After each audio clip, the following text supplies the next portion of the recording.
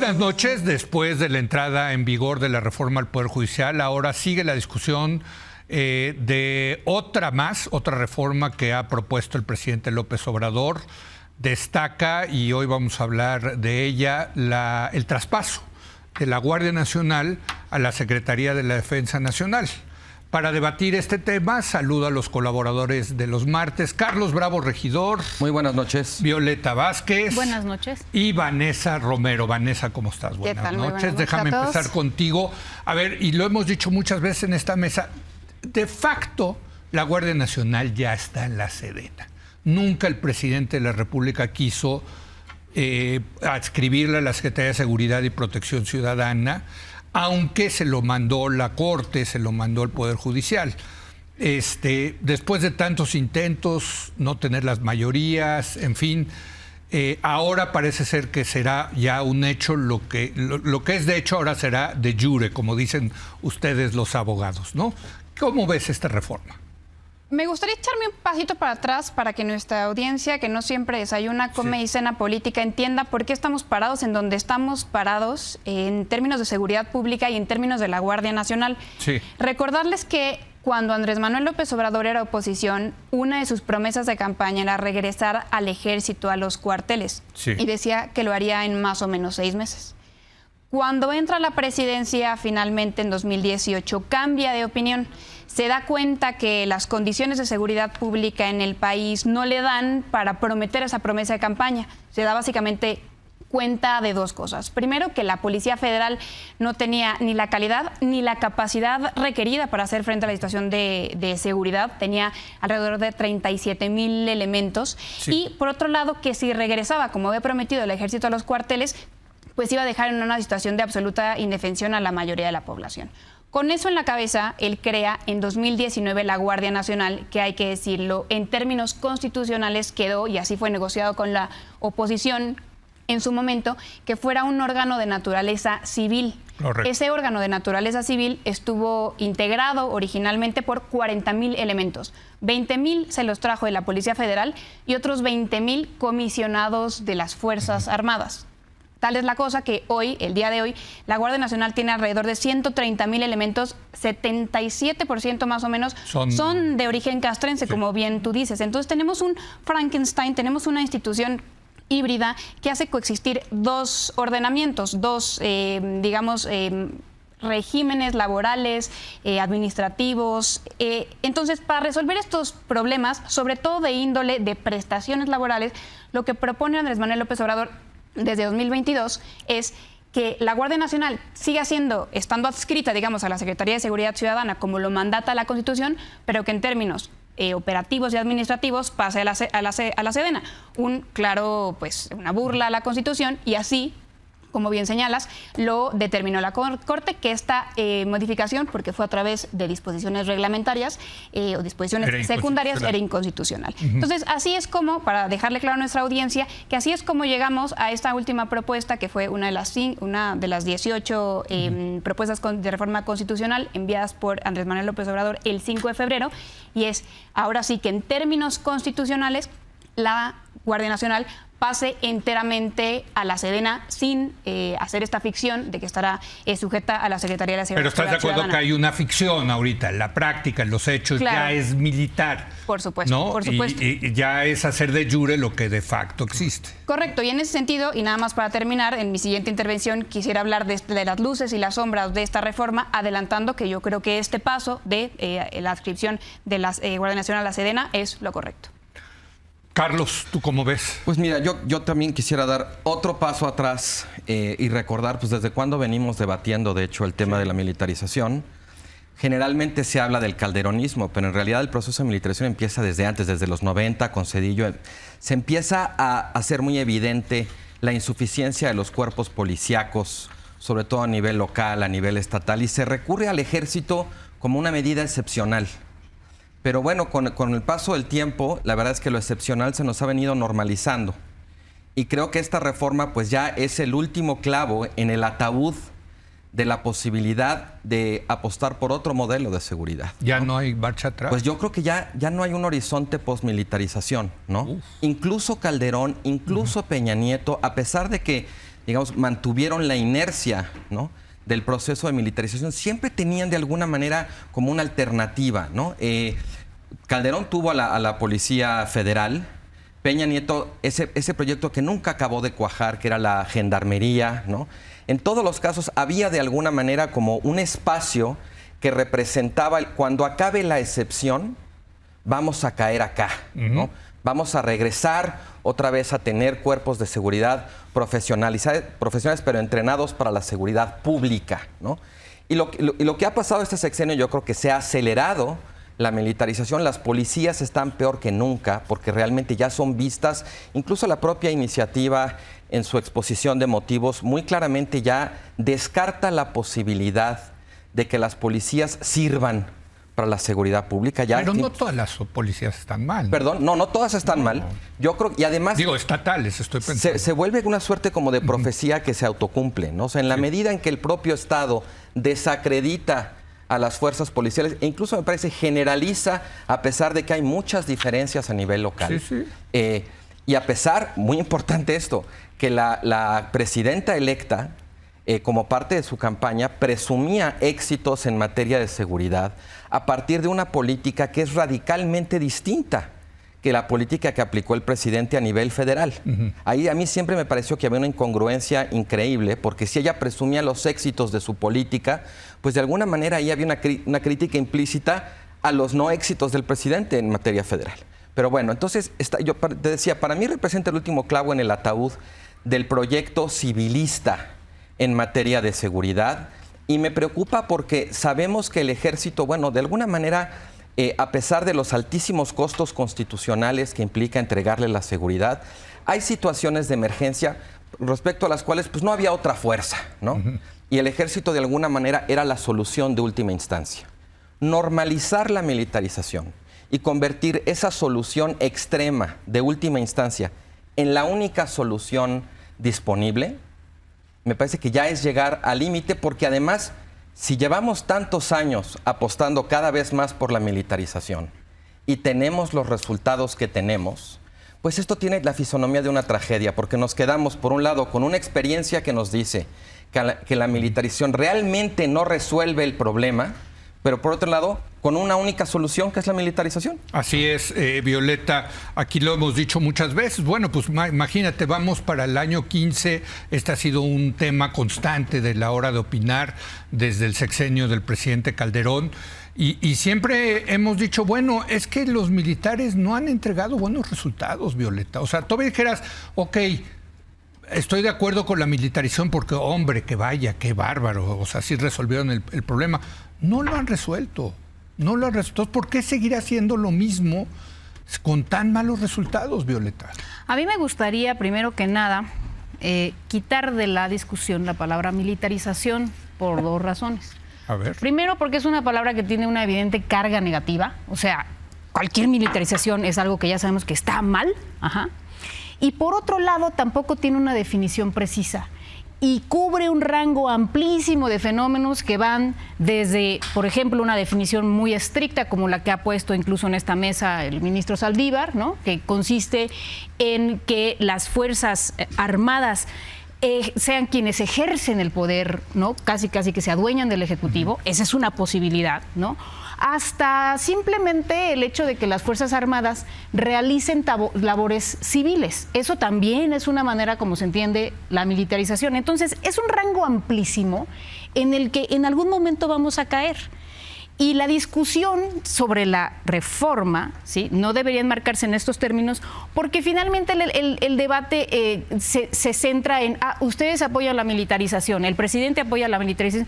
Ni ¿Militarismo siquiera, te gusta? No, ninguna de las dos cosas. Pero sí es una participación activa de los militares en seguridad pública. Hay que ver más bien, yo creo que hay que concentrarnos. Si estamos hablando de la reforma que se va a discutir y muy probablemente aprobar, ¿en qué consiste? Y yo creo que hay cosas de esta reforma que en las que deberíamos estar poniendo más atención, ¿no? Carlos dice que de alguna manera la estrategia de seguridad que llevó a cabo la doctora Sheinbaum en la Ciudad de México, una estrategia, por cierto, bastante exitosa, que redujo el homicidio doloso en 51%, es decir, todos estamos de acuerdo en que fue una estrategia bien pensada. Está como, digamos, en contradicción con la estrategia federal, ¿no? que de alguna manera está alegando el presidente. Estoy en desacuerdo, creo que al contrario, que justamente en esta reforma se consolida el llevar al terreno federal la estrategia que la doctora Sheinbaum implementó en la Ciudad de México y que es una estrategia con 4 ejes. Atención a las causas, lo cual no le corresponde a las Fuerzas Armadas, obviamente, sino a las Secretarías del Bienestar, de Trabajo, Salud, etcétera. Segundo, el desarrollo policial, que en este caso sí implica dónde vas a colocar a tu gran brazo policial, que es la Guardia Nacional. La Guardia Nacional en esta reforma se presenta como una fuerza policial. En ningún momento es una fuerza militar. Es una fuerza adscrita a la Secretaría de la Defensa Nacional, pero esto es importantísimo, con formación policial para acciones de seguridad pública. Entonces no se ha renunciado. Si fuera una fuerza verdaderamente militar, entonces tendría que ser una fuerza que estuviera preparada para la guerra. Y no lo es una fuerza que va a estar preparada para la seguridad pública con disciplina militar, eso es verdad, pero no con formación militar, sino con disciplina militar. Segundo, también tercero, ya. Sí. Con esto voy a terminar y si quieren después... No, es que dijiste 4 rectores, entonces ya nos... bueno, sí, entonces era el desarrollo policial. El tercer eje es las facultades de investigación, que en esta reforma se le otorgan facultades de investigación a la Guardia Nacional. A la Guardia Nacional. ¿No? Eso es muy importante, en coordinación con los ministerios públicos, que son los encargados de investigar. Y por último, la coordinación, que es lo que también aquí en la Ciudad de México fue muy exitoso, esta coordinación entre Fiscalía y Policía, tanto la Policía como la Policía de Investigación. Entonces, estos son los 4 ejes que se están llevando a nivel federal con esta reforma de la Guardia Nacional. Eso es, yo creo que algo que tener en cuenta. La verdad a mí no me queda claro, porque yo sé que Claudia confía mucho en Omar García Harfuch y tiene, la verdad, elementos objetivos para confiar en él. O sea, sí hicieron una buena dupla en la Ciudad de México para mantener la seguridad en niveles razonables. Tampoco hay que festejarlo también, festinarlo mucho, pero yo sí creo que lo mejoraron.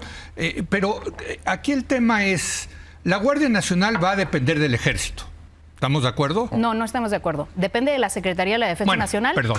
Tienes toda la razón. Cuyas corporaciones. Que va a ser los 4 armas van a ser el Ejército, la Marina, la Fuerza Aérea y la Guardia Nacional. Fuerza Aérea y Guardia Nacional en Sedena, Armada de México. Forman parte de la Fuerza Armada. Pero va a estar en la Sedena.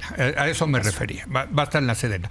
¿Y cuál va a ser el papel entonces de la Secretaría de Seguridad Pública de Omar García Harfuch? ¿No? O sea, porque el mando de la Guardia Nacional lo va a tener el nuevo general secretario. Sí, no. Lo que establecen los transitorios de la reforma de la Guardia Nacional es que la Guardia Nacional es el encargado de llevar a cabo la Estrategia Nacional de Seguridad y va a estar a cargo de la Secretaría de Seguridad Ciudadana, que va a estar a cargo de Omar García Harfuch. ¿Cómo? Entonces, ¿de quién va a depender? El comandante de la Guardia Nacional, ¿a quién le va a...? Una cosa es que estará adscrito a la Sedena, tendrá formación policial, pero son ellos los responsables de ejecutar una estrategia de seguridad nacional que diseña Omar García Harfuch como titular de la Secretaría de la Seguridad Ciudadana. Por eso es que eran injustas estas críticas que le hacían al nombramiento de García Harfuch como al frente de la Secretaría de Seguridad Ciudadana, porque era una secretaría con pocos dientes y teniendo la Guardia Nacional como un nuevo órgano con facultades de seguridad pública, porque es aquí donde vamos a ver la conjunción de 2 esfuerzos. Del actuar de la Guardia Nacional, que yo no coincido con que no ha tenido efectos en este sexenio, al menos sabemos que redujo de forma importante Leo, pero no es poca cosa. Los últimos 3 años de Enrique Peña Nieto, la tasa de homicidios se duplicó, pasamos de 20,000 homicidios al año a tener 36,000. Pero vamos a acabar, Hoy vamos a terminar con 35,000. Es un número brutal, brutal. Es el sexenio más violento de la historia. Vanessa, no hay manera. No hay manera. Es que así no y además nos prometieron que lo iban a resolver. Eso es verdad. Pero también así no se analizan los homicidios, no se analizan con esa tasa, sino en función de la tasa de incremento que heredaron sexenios pasados.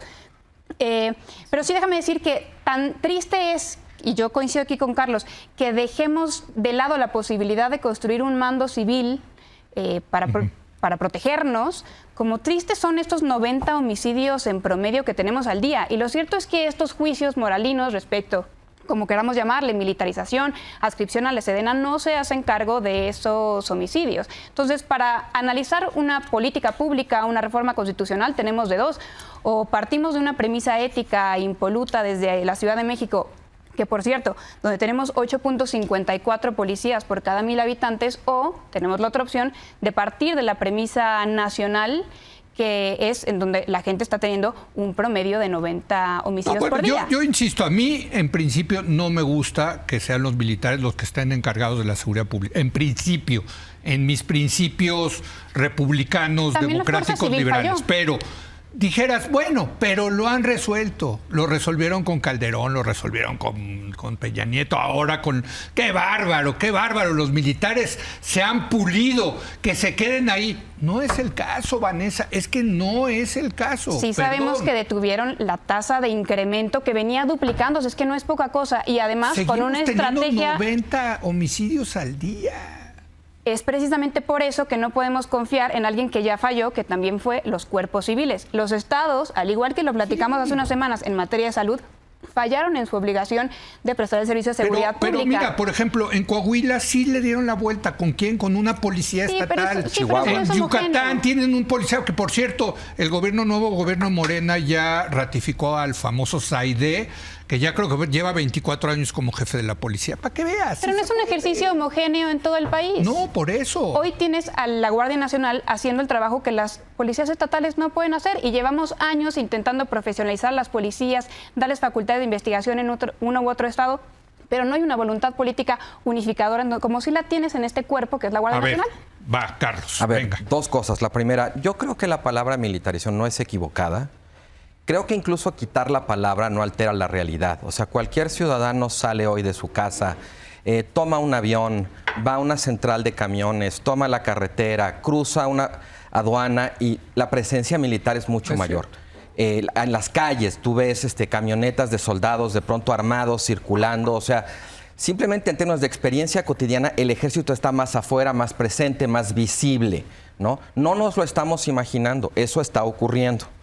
Y además militarización, cuando el obradorismo estaba en la oposición, era una de sus principales críticas, fue una de sus promesas regresar. Entonces, a mí me parece un poco tramposo que un término que tú utilizaste cuando estabas en la oposición para criticar la política de seguridad, ahora digas que no, mejor cambiemos la palabra. Pues no, más bien tienes que hacerte cargo del fenómeno cuando estás en el poder y ya no te gusta que le llamemos así porque pues tiene un filo crítico muy obvio. Yo no creo que sea un juicio moralino. De hecho, yo pensaba que la 4T era un proyecto que trataba de moralizar la vida pública, no de renunciar al juicio moral. Y en efecto, o sea, yo creo que hay un punto en decir que la realidad es muy grave, que la fuerza que tienen las organizaciones del crimen organizado, este es un argumento que yo recuerdo haberle escuchado la primera vez, creo que fue Eduardo Guerrero, que decía, pues es que la militarización empezó allá. O sea, ellos empezaron a adquirir tal capacidad de fuego, tal entrenamiento, que ya, sobre todo con los Zetas, que ya son como un cuerpo militar, entonces la policía no alcanza.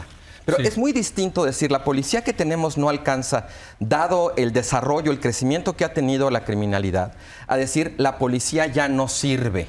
Había una apuesta, y en los lugares que estabas tú mencionando y otros más, ha habido una apuesta por profesionalizar a las policías. En efecto, a mí me parece que este debate tendría que empezar diciendo el mosaico de las violencias y las inseguridades que hay en el país es muy diverso. Y me parece que algo de la experiencia, el aprendizaje que hemos acumulado a lo largo de estos años es que las mejores soluciones, los lugares donde mejor han salido las apuestas por tratar de dar la vuelta, han sido a partir de soluciones inspiradas en lo local, con colaboración federal y todo, incluso a veces el ejército o la policía federal. Pero, o sea, soluciones diseñadas a la talla o a la medida de cada realidad local. Y a mí lo que me preocupa es que la Guardia Nacional es una apuesta desde una perspectiva o con una mirada federal, que ya no tiene realmente arraigo ni un componente local suficientemente fuerte como para esperar que funcionen como funcionan las soluciones locales. Muy bien, Violeta. Supongo que tienen muchas cosas que decir. Sí, es que yo creo que más allá de la palabra, yo me rehúso a caer en esa trampa retórica. Pero tú que eres lingüista, ¿cómo lo definirías el traspaso de la seguridad pública a los militares? Es que no es el traspaso de la seguridad pública a los militares, es el institucionalizar un cuerpo, una fuerza policial, institucionalizarla bajo una disciplina militar, pero con una formación de seguridad pública. Y creo que no se ha insistido suficientemente en eso. Creo yo, a ver, voy a ir como paso por paso. A donde yo quisiera llegar es al espíritu de esta reforma. ¿No? Sí. ¿Qué es lo que mueve? ¿Por qué habría? Es decir, ¿qué estamos ante una reforma loca? O sea, es una persona, porque además esta palabra militarización ayuda mucho a reforzar la narrativa de la dictadura, no, porque vienen del mismo campo semántico esas palabras. Por eso no me gusta, o sea, creo que desvía la atención hacia otro lado. Pero entonces lo que dices es ¿cuál es la racionalidad de la reforma? La racionalidad de todo esto, a mí me parece que está en lo siguiente. Uno, sí necesitas una fuerza federal de seguridad pública. Siempre la hemos tenido, lo que pasa es que no ha funcionado porque son fuerzas muy grandes que tienen, digamos, bastante en sus manos y que por lo tanto son muy vulnerables a ser cooptadas por el crimen organizado, como sucedió con la Policía Federal de Genaro García Luna, que en este momento está preso en Estados Unidos precisamente por haber sido cooptado por el crimen organizado. Perdón, Omar García Harfuch trabajaba ahí, ¿eh? Pues Omar García Harfuch está libre y está a cargo de la seguridad porque no tiene ningún delito que se le haya cargado en contra y el otro se le han comprobado. Hubo claroscuros en la Policía Federal, eso era mi único punto. Pero lo que sea, pero estos son los hechos, ¿no? Sí. Su ex jefe está preso, sí. ¿No? Entonces, lo que quiero poner sobre la mesa es la vulnerabilidad de estas grandes fuerzas policiales cuando están bajo mandos civiles que no tienen controles y disciplina, digamos. ¿Y eso no puede pasar con los militares?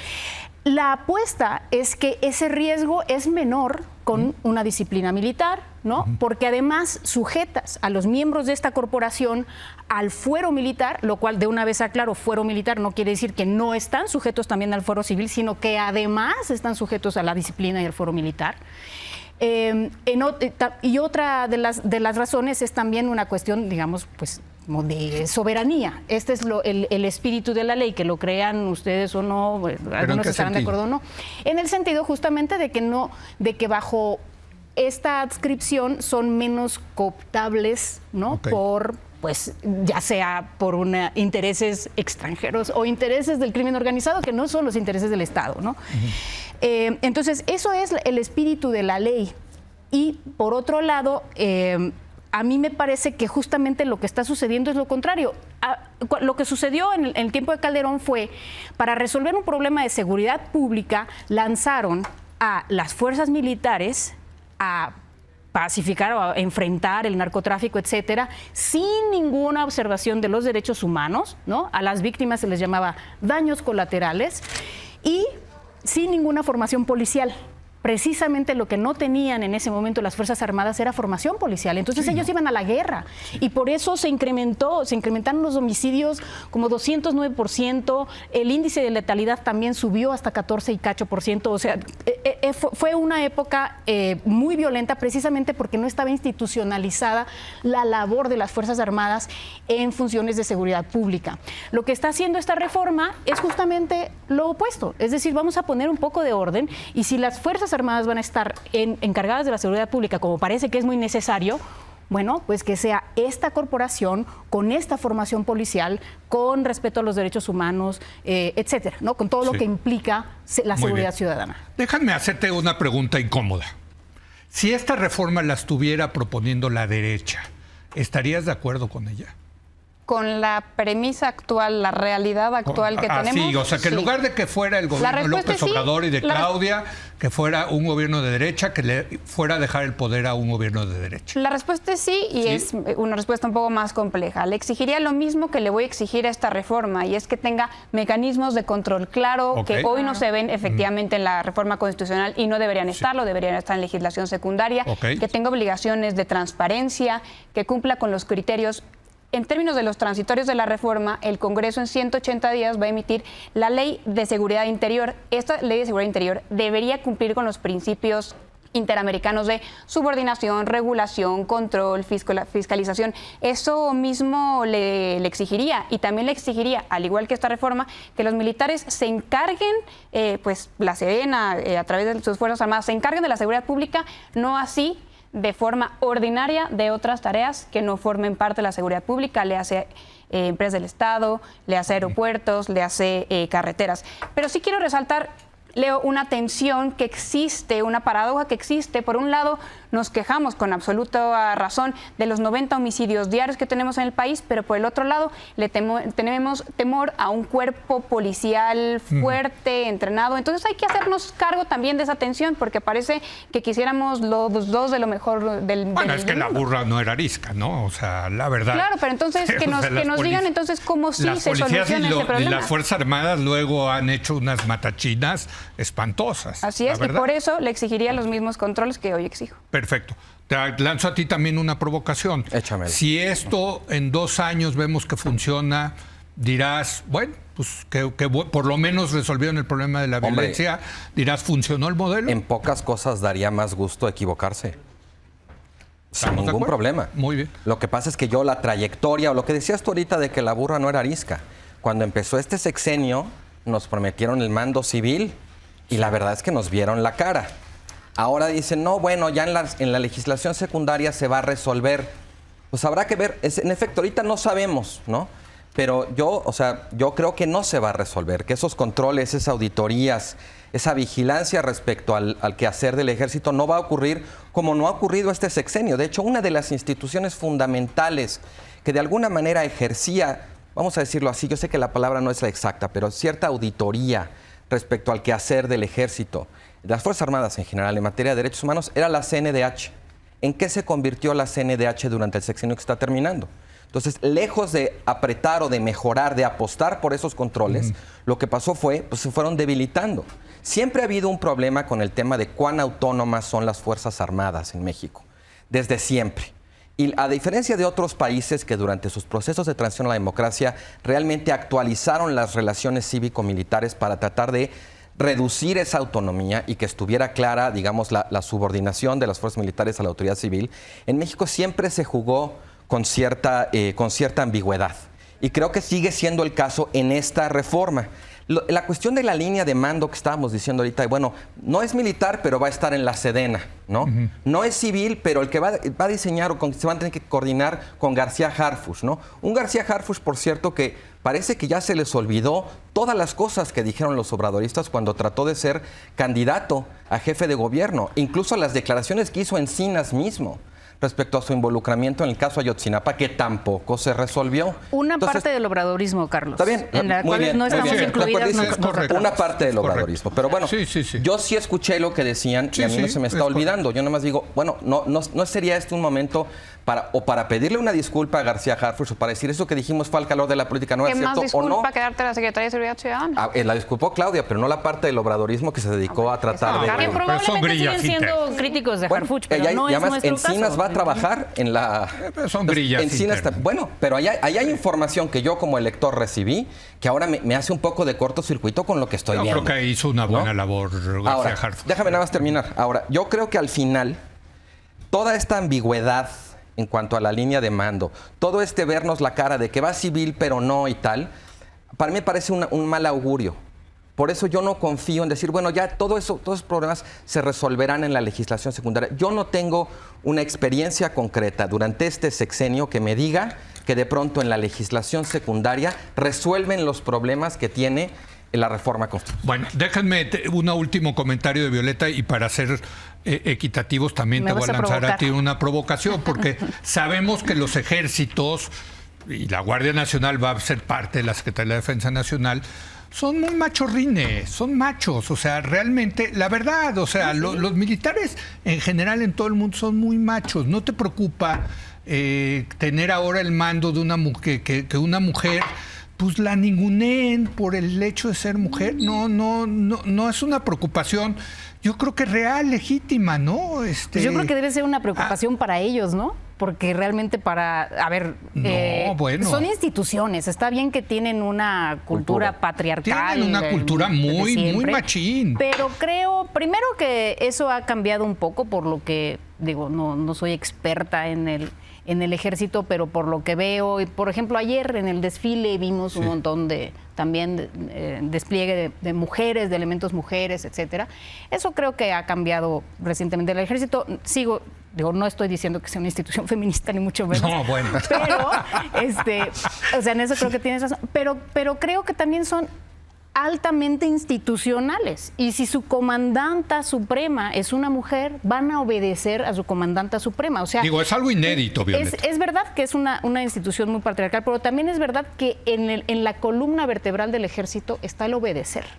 Y eso creo que pues van a obedecer. Pero yo conozco muchos que enfrente. dicen, hijo, es que ¿qué le voy a hacer caso a una mujer? Pero yo no creo que, bueno, pues en ese caso para eso están los tribunales de disciplina militar, Pues sí. y tendrán que sujetarse a las consecuencias. Yo decía la provocación porque creo que sí va a ser un reto. O sea, encima tienen mucho poder y ahora van a tener una mujer como su jefa. O sea, Pues no Pues sí, cualquier pero van a mujer, tener a que ver quién no obedecer. se le cuadra con Claudia Sheinbaum. Sí. pues vamos a ver, Vamos a ¿no? Vamos a ver. Yo creo que es una preocupación sensata, legítima, conociendo cómo es la cultura marcial, la verdad.